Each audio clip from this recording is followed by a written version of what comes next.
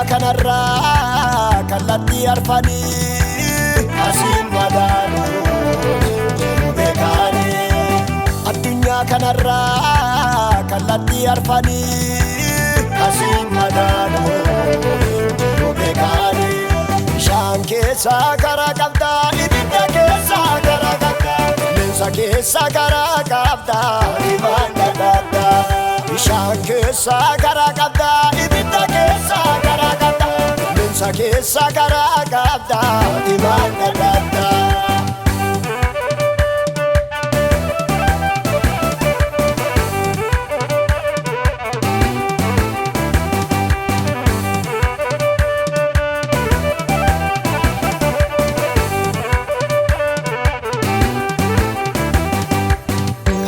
Nami eeguni miti karaatti dhuftu, gargaaramee qofaa ife dhagaa gaafate gargaartu.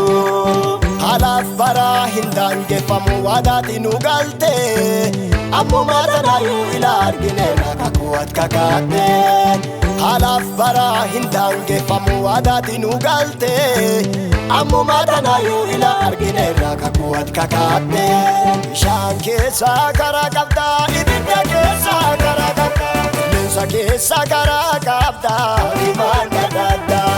Bishaan keessaa garaa qabdaa, ibidda keessaa garaa qabdaa, qilleensa keessaa garaa qabdaa, imaan dhadhaadhaa.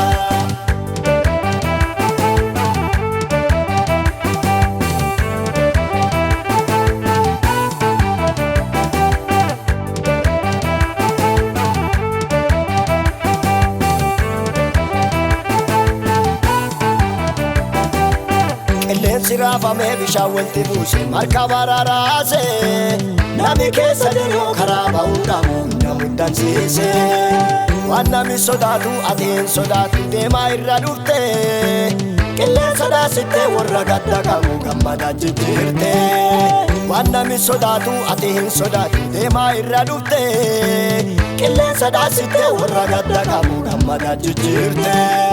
Addunyaa kanarraa kallattii arfanii asiin madaanu beekanii. Addunyaa kanarraa kallattii arfanii asiin madaanu beekanii. Bishaan keessaa garaa qabdaa,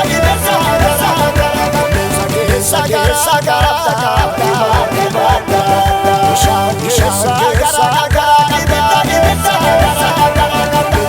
Sagara garata imaan dhadhaadhaa.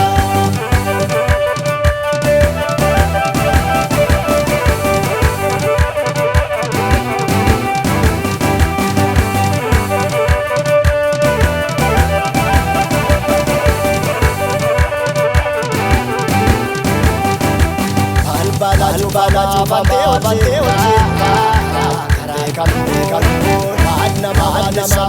bishaan irraa karaa kan namni baafamaa dhabii urratti karaa kan nageenyi sinii jettee dubbattee karaa kan